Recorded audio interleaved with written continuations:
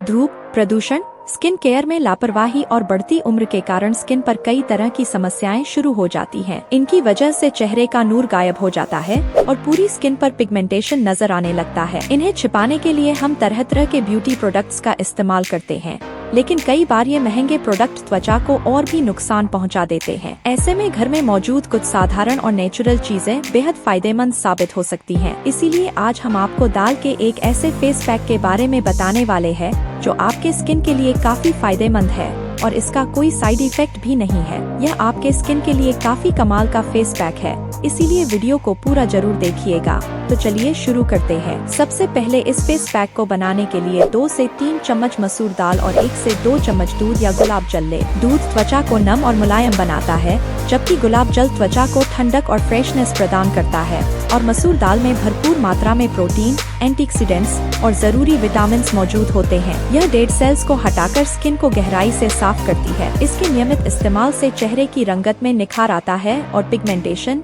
Dark spots और tanning जैसी समस्याएं भी कम होने लगती हैं।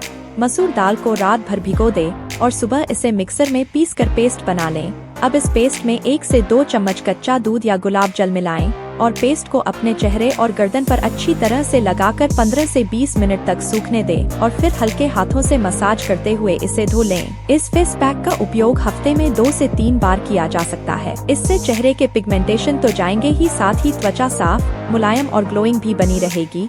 वैसे तो ये स्किन को किसी तरह से नुकसान नहीं पहुंचाती, लेकिन फिर भी पैच टेस्ट जरूर कर लें। तो आज के लिए बस इतना ही।